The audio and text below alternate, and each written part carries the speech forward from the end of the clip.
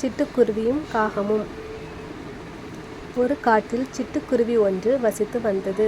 அது யாரிடமும் எளிதாக பழகாது. எப்போதும் அமைதியாக தான் உண்டு தன் வேலை உண்டு என்று வாழ்ந்து கொண்டு இருந்தது. அதற்கு சுயமாக யோசித்து முடிவெடுக்கவும் தெரியாது. ஒரு நாள் காகம் ஒன்று அந்த சிட்டுக்குருவியிடம் கேட்டது, சிட்டுக்குருவி, நீ என்னுடன் நண்பனாக இருப்பாயா என்று. அந்த சிட்டுக்குருவியும் சரி என்று சொல்லி அந்த காகத்துடன் பழக ஆரம்பித்தது. அப்போது சிட்டுக்குருவியிடம் மற்ற பறவைகள் கூறினார்கள், சிட்டுக்குருவியே, நீ காகத்துடன் பழகாதே, நிச்சயம் ஒரு நாள் உனக்கு ஏதாவது பிரச்சனையை அந்த காகம் கொண்டு தரும் என்றார்கள். ஆனால் சிட்டுக்குருவி அவர்கள் பேச்சுக்கு செவி கொடுக்காமல் காகத்துடன் நட்பாக பழக ஆரம்பித்தது. நாட்கள் கடந்தன. அப்போது ஒரு நாள் காகம் சிட்டுக்குருவியிடம் கேட்டது, நண்பா, நாங்கள் வெளியே செல்கிறோம், நீ எங்களுடன் வருகிறாயா என்று. சிட்டுக்குருவியும் சரி, நானும் வருகிறேன் என்று அந்த காகங்களுடன் சென்றது. அந்த காகங்கள் அருகில் இருந்த ஒரு சோள வயலில் புகுந்து அங்கு இருந்த அனைத்து சோள வகைகளை கொத்தி திங்க ஆரம்பித்தன.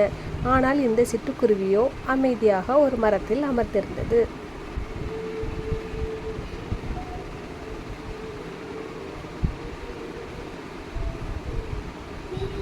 இந்த காகங்கள் சோளம் உண்ணுவதை பார்த்து கொண்டிருந்தது.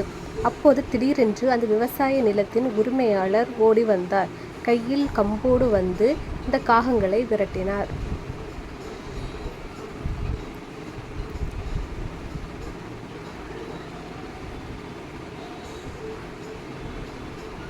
இந்த காகங்களும் பயத்தில் பறந்தன.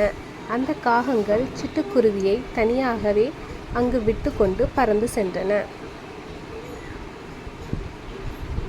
ஆனால் சிட்டுக்குருவியோ மரத்தில் அமர்ந்து என்ன செய்வது என்று தெரியாமல் இருந்தது. அப்போது இந்த விவசாயி சிட்டுக்குருவியை நோக்கி கம்பை எடுத்து கொண்டு வந்தார்.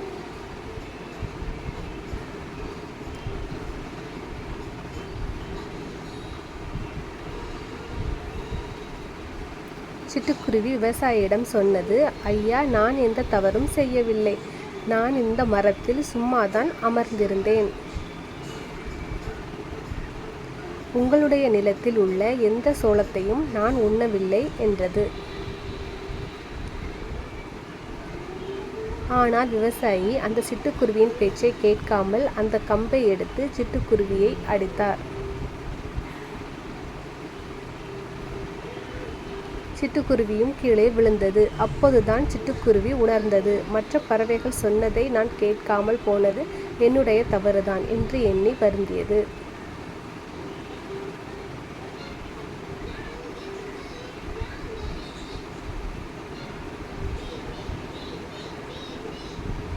நீதி: பிறர் நம் நன்மைக்காக கூறும் அறிவுரையை சற்று கேட்க வேண்டும். நன்றி.